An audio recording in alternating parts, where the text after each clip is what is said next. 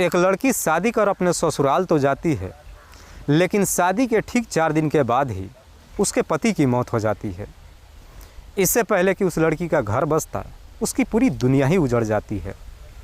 लेकिन सबसे ज़्यादा ताज्जुब तब होता है जब उसके पति की मौत की वजह उस लड़की को ही ठहराया जाता है। दरअसल लड़की के ससुराल वाले उसे ताना मारते हुए कहते हैं कि न जाने हमारे घर में कैसी कुलक्ष्मी आ गई जो आते ही हमारे बेटे को निगल गई। साथ ही साथ आस पड़ोस के लोग भी उस लड़की को कई तरह के ताना मारते हैं। लेकिन पुलिस जब इस केस की छानबीन करना शुरू करती है तो एक ऐसा सच्चाई सामने निकल कर आता है जिसे सुनने के बाद हर किसी का होश उड़ा जाता है। वाकई में दोस्तों, आज की जो कहानी है ये आपको भी हैरान कर देने वाली है। नमस्कार, आदाब, मैं हसमुद्दीन और आप देख रहे हैं सफ़र क्राइम तक। आज की जो सच्ची घटना मैं आपको सुनाने वाला हूँ, दरअसल ये घटना है मध्य प्रदेश की। मध्य प्रदेश का एक ज़िला पड़ता है जबलपुर और इसी जबलपुर का एक थाना पड़ता है खितौली। बात कर रहा हूँ मैं 24 मई 2021 की दोपहर के करीब 1:30 बजे के आसपास। दरअसल खितौली थाने में एक व्यक्ति फ़ोन करता है और पुलिस वालों से कहता है कि साहब, मेरा नाम नारायण है। नारायण जिसकी उम्र है लगभग 30 साल, जो सिहोरा थाना के अंतर्गत गुर्जी गांव का रहने वाला है। नारायण पुलिस वालों से कहता है कि साहब, मुझे खबर मिली है कि उमरिया रोड किनारे हरगढ़ जंगल में एक व्यक्ति का डेड बॉडी पड़ा है। उस डेड बॉडी के बगल में एक बाइक भी मौजूद है। दरअसल एक मेरा छोटा भाई है जिसका नाम है सोनू। सोनू 16 मई 2021 से ही लापता है। 17 मई को थाने में जाकर हमने उसका गुमशुदगी का रिपोर्ट भी दर्ज कराया है। मुझे शक है कि वो डेड बॉडी शायद मेरे भाई का ही है। नारायण जैसी इस तरह की बातें पुलिस वालों से कहता है तो पुलिस नारायण से कहती है कि तुम घटनास्थल पर पहुंचो, हम भी अपने टीम के साथ पहुंच रहे हैं। पुलिस जब अपने टीम के साथ घटनास्थल पर पहुंचती है तो देखती है कि वाकई में वहां पे एक डेड बॉडी पड़ा है जो बुरी तरीके से सड़ चुका था। पुलिस जब डेड बॉडी को चेक करती है तो मालूम चलता है कि उसके सर पे एक भारी पत्थर से कई बार वार किया गया था। वो पत्थर भी बगल में ही मौजूद था। दरअसल डेड बॉडी के हाथ और पैर पे भी एक रस्सी बांधने जैसा कुछ निशान दिखाई दे रहा था। उसके गले में भी एक पतली सी रस्सी थी। दरअसल डेड बॉडी में लगभग कीड़े पड़ चुके थे। पुलिस अभी घटनास्थल की मुआयना कर ही रही थी, तब तक वहाँ पे नारायण भी पहुँच जाता है। नारायण जब घटनास्थल पर पहुँचता है, उस बाइक और डेड बॉडी को देखता है। देख करके शिनाख्त कर लेता है। रोते हुए पुलिस वालों से कहता है कि साहब, ये कोई और नहीं बल्कि मेरा ही छोटा भाई सोनू है। नारायण जैसे ही डेड बॉडी का शिनाख्त कर लेता है, पुलिस सबसे पहले डेड बॉडी को अपने कब्जे में लेकर पोस्टमार्टम के लिए भेज देती है और फिर नारायण के तहरीर पर धारा 302 के तहत अज्ञात अपराधियों के विरोध में मुकदमा दर्ज करती है और इस केस की छानबीन करना शुरू करती है। पुलिस अब सोनू के बारे में पूछताछ करने के लिए नारायण को अपने साथ थाने में लेकर पहुंच जाती है और फिर नारायण से सोनू के बारे में पूछताछ करती है। नारायण कहता है कि साहब, मेरे भाई सोनू की 12 मई 2021 को ही शादी हुई थी। सोनू की पत्नी का नाम है गायत्री।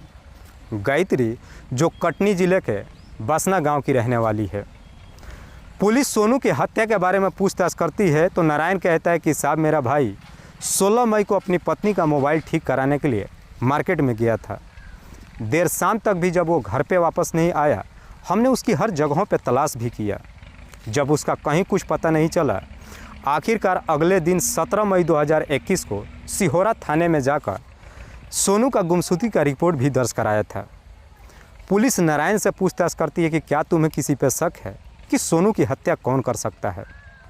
इस पे नारायण कहता है कि हाँ साहब, मुझे शक है कि मेरे भाई की हत्या किसी और ने नहीं बल्कि उसकी पत्नी गायत्री ने ही करवाया है। नारायण जैसे ही सोनू की पत्नी गायत्री का नाम लेता है, पुलिस गायत्री को भी थाने में बुला लेती है। लेकिन गायत्री जब थाने में पहुंचती है तो पुलिस वालों के सामने सिर्फ रोते ही रहती है।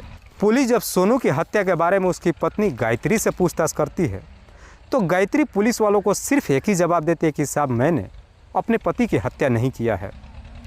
पुलिस जब गायत्री के ऊपर दबाव डालना शुरू करती है तो गायत्री कहती है कि साहब, मुझे खुद समझ में नहीं आ रहा है कि मैं आगे करूं तो क्या करूं, क्योंकि मेरे पति की मौत के जिम्मेदार मेरे ससुराल वाले मुझे ही ठहरा रहे हैं। मुझे वो लोग तरह तरह के ताना मार रहे हैं। गायत्री जैसे इस तरह की बातें पुलिस वालों से कहती है तो अब पुलिस भी गायत्री से बड़े प्यार से पूछताछ करती है। गायत्री पुलिस वालों से कहती है कि साहब, जिस दिन मेरी शादी हुई थी उस दिन मेरे ससुराल में मुझसे मिलने के लिए मधु आई थी। मधु जिसकी उम्र है लगभग 20 साल के आसपास। ये मधु कोई और नहीं बल्कि सोनू के ही बड़ी बहन निधि की ननद है, जो इसी खितौली थाना के अंतर्गत एक गांव की रहने वाली है। मधु के पिता का नाम है राजेश पटेल। गायत्री पुलिस वालों से कहती है कि साहब, मधु उस रात को जब मुझसे मिलने के लिए आई थी तो मुझसे बता रही थी कि मेरा और सोनू के बीच में प्रेम प्रसंग चल रहा था। दरअसल सोनू ने मुझे धोखा दे करके शादी कर लिया है। मेरा सोनू तो दुश्मन है ही, आज के बाद से तुम भी मेरा दुश्मन हो। गायत्री जैसे इस तरह की बातें पुलिस से कहती है, पुलिस को लगता है कि शायद अब यह मामला प्रेम प्रसंग का है। पुलिस गायत्री के ही तहरीर पे सोनू के मोबाइल नंबर का कॉल डिटेल्स निकालती है। कॉल डिटेल्स को जब चेक करती है तो मालूम चलता है कि जिस दिन सोनू अपने घर से निकला था 16 मई 2021 को 10 बजे से लेकर 12 बजे के बीच में एक ही नंबर पे लगभग 4 बार फ़ोन किया था। पुलिस जब उस नंबर का डिटेल्स निकालती है तो मालूम चलता है कि वो नंबर मधु के ही नाम पर रजिस्टर्ड है। दरअसल सोनू ने आखिरी बार मधु से ही बातचीत किया था। पुलिस इसी डिटेल्स के आधार पर मधु को अपने कस्टडी में ले लेती है और फिर मधु से सोनू के हत्या के बारे में पूछताछ करती है। मधु एक ही बात कहती है कि साहब, मैंने सोनू की हत्या नहीं किया है। पुलिस मधु से कहती है कि हमारे पास सबूत है कि तुमने ही सोनू की हत्या किया है। बेहतर है कि तुम सब कुछ सच बता दो, क्योंकि तुम्हारी शादी तय हो गई है। बहुत जल्द तुम्हारी शादी भी होने वाली है। अभी तो हम तुमसे बंद कमरे में पूछताछ कर रहे हैं, इस बात की जानकारी किसी को नहीं हो रहा है। लेकिन अगर तुम सही नहीं बताओगी, यह मामला कोर्ट में जाएगा और जब तुम कोर्ट में जाओगी, अदालत के अंदर वकील तुमसे चीख करके सवाल करेगा। फिर ये बातें लोगों को जानकारी होगी और तुम्हारा रिश्ता भी टूट जाएगा। पुलिस जब इस तरह से समझा करके भी मधु से पूछताछ करती है, इसके बावजूद भी मधु अपना जुबान नहीं खोलती है। इसलिए पुलिस अब मधु के सामने एक घड़ी का फीता रखती है। पुलिस मधु से कहती है कि यह फीता तुम्हारी घड़ी का है ना। दरअसल ये फीता हमें घटनास्थल से बरामद हुआ है। अब तुम्हारे पास कोई रास्ता नहीं है, सच हमें बता दो, वरना सच उगलवाने का और भी कई सारे रास्ते हमारे पास है। पुलिस जैसे ही धमकाने की कोशिश करती है, आखिरकार मधु अपनी सच्चाई कबूल कर लेती है। लेकिन मधु जब इस हत्या की पूरी कहानी बताती है तो वाकई में इसे सुनने के बाद किसी को भी अपने कानों पर यकीन ही नहीं होता है। दरअसल इस कहानी की शुरुआत होती है घटना से ठीक लगभग 3 साल पहले, साल 2019 में, जब सोनू की बड़ी बहन निधि की शादी मधु के बड़े भाई साहिल से हो जाती है। निधि जब शादी करके अपने ससुराल में जाती है, उसके बाद से सोनू भी अक्सर अपनी बहन से मुलाकात करने के लिए उसके ससुराल में जाता है। साल 2019 के लास्ट महीने में एक दिन सोनू जब अपनी बहन से मिलने के लिए उसके ससुराल में जाता है तो वहाँ पे मधु भी सोनू की काफ़ी आवभगत करती है। चूँकि दोनों के बीच में हंसी मजाक का रिश्ता होता है, इसलिए सोनू और मधु एक दूसरे से काफ़ी हद तक हंसी मजाक भी करते हैं। लेकिन हंसी मजाक करते करते कब दोनों एक दूसरे को दिल दे बैठते हैं, दोनों को नहीं मालूम चलता है। सोनू और मधु के बीच में जब प्रेम प्रसंग शुरू होता है साल 2020 में, इधर निधि एक दिन अपनी ननद मधु को लेकर अपने मायके में पहुंच जाती है। इधर मधु जब सोनू के घर पे पहुंचती है, साल 2020 के मार्च महीने में कोरोना की वजह से लॉकडाउन लग जाता है, जिसकी वजह से मधु वापस अपने घर नहीं जा पाती है। लगभग 3 से 4 महीने तक सोनू के घर में ही रहती है। 3-4 महीने तक जब सोनू के घर में रहती है, इस वजह से सोनू और मधु एक दूसरे के काफ़ी करीब आ जाते हैं। इन दोनों के बीच में और भी गहरा प्यार हो जाता है। दोनों के प्यार का परवान जब चढ़ता है, सोनू और मधु शादी करने का फैसला कर लेते हैं। लेकिन तभी इस बात की जानकारी सोनू की बहन निधि को मालूम चल जाता है। निधि को जैसे ही सच्चाई मालूम चलता है, दोनों को समझाते हुए कहती है कि ये शादी किसी कीमत पे नहीं हो सकती है, क्योंकि दोनों के बीच में गोत्र का मामला है। और याद रखना, अगर तुम लोगों ने ज़ोर ज़बरदस्ती करके शादी भी करने की कोशिश किया तो मेरी ज़िंदगी हमेशा के लिए तबाह हो जाएगी। निधि को जब दोनों के प्यार के बारे में मालूम चलता है, उसके बाद से निधि तुरंत ही अपनी ननद को लेकर अपने ससुराल में चली जाती है। लेकिन निधि जब अपने ससुराल में पहुंचती है, दोनों के प्यार के बारे में अपने पति साहिल और अपने सास ससुर से भी बता देती है। इधर मधु के घर परिवार वालों को जब मालूम चलता है कि मधु का सोनू के साथ में प्रेम प्रसंग चल रहा है और मधु के घर परिवार वाले उसकी जल्द से जल्द शादी कराने के लिए एक लड़के का तलाश करना शुरू कर देते हैं। इधर इस बात की जानकारी जब सोनू के घर परिवार वालों को मालूम चलता है तो सोनू के घर परिवार वालों को भी लगता है कि इससे पहले कि सोनू कोई गलत कदम उठा ले, उससे जल्द शादी कराने के लिए एक लड़की का तलाश करना शुरू कर देते हैं। और उनकी ये तलाश भी बहुत जल्द पूरी हो जाती है और फिर कटनी जिला के अंतर्गत बसना गांव की रहने वाली गायत्री मिल जाती है, जिससे सोनू का रिश्ता तय कर दिया जाता है। सोनू और मधु का दोनों का अलग अलग जब रिश्ता तय हो जाता है, उसके बाद से अब सोनू मधु से किनारा करने लगता है। सोनू तो मधु को भूलने की कोशिश करना शुरू कर देता है, लेकिन मधु चाहकर भी सोनू को नहीं भूल पाती है। दोनों का रिश्ता अलग अलग जगहों पर तय तो हो जाता है, लेकिन इसके बावजूद भी सोनू और मधु अक्सर फ़ोन के जरिए एक दूसरे से बातचीत करते हैं। लेकिन उसके बाद से सोनू कभी भी अपने बहन के घर नहीं जाता है। घटना से लगभग ठीक 4 महीने पहले एक दिन सोनू अपनी बहन से मिलने के लिए उसके ससुराल में जाता है। इतने दिनों के बाद जब सोनू अपनी बहन के घर में जाता है, अपने सामने जब मधु को देखता है, मधु और सोनू जैसे ही दोनों एक दूसरे के आमने सामने होते हैं, देख करके उनका पुराना प्यार जग जाता है। इसलिए ना चाह करके भी दोनों फिर से एक दूसरे के करीब आ जाते हैं। जैसे ही दोनों का मौका मिलता है, आखिरकार उसी घर के अंदर सोनू और मधु संबंध बना लेते हैं। लेकिन इस बार जब दोनों के बीच में संबंध बनता है, उस पल का कुछ वीडियो सोनू अपने मोबाइल में कैप्चर कर लेता है। उसके बाद से सोनू जब घर पे आता है, उस वीडियो को मधु के व्हाट्सएप पे सेंड करता है। इधर मधु जब उस वीडियो को देखती है, देख करके काफ़ी गुस्सा होती है। तुरंत ही सोनू के नंबर पे फ़ोन करती है और कहती है कि जितना जल्द हो सके इस वीडियो को हमेशा के लिए डिलीट कर दो। डिलीट करने की जब बात कहती है, तब जा कर के सोनू अपना असली रूप दिखाता है। सोनू को ये तो पूरा यकीन हो चुका था कि उसकी शादी मधु से किसी कीमत पे नहीं होगी। इसीलिए मधु से हमेशा रिश्ता बनाए के लिए इस वीडियो के माध्यम से उसे ब्लैकमेल करना शुरू करता है। सोनू मधु को जब दोबारा मिलने के लिए बुलाता है, मधु सोनू से मिलने के लिए तैयार नहीं होती है। इसीलिए सोनू अब उस वीडियो को मधु को दिखा करके ब्लैकमेल करते हुए कहता है कि जब जब मैं तुम्हें बुलाऊंगा तुम मिलने के लिए आ जाना, और अगर तुम नहीं आओगी तो याद रखना मैं ये वीडियो सोशल मीडिया पे वायरल कर दूंगा। जैसे इस तरह की धमकी देता है और मधु भी सोनू से नफरत करने लगती है। हालांकि ना चाहते हुए भी मधु सोनू से मजबूरन जा कर के मुलाकात करती है। ये सिलसिला लगभग 4 महीनों तक चलता है। तभी इधर सोनू की शादी 12 मई 2021 की गायत्री से हो जाती है। गायत्री से शादी करके जब अपने घर पे लेकर आता है, इस शादी समारोह में मधु भी सोनू के घर पे पहुंचती है।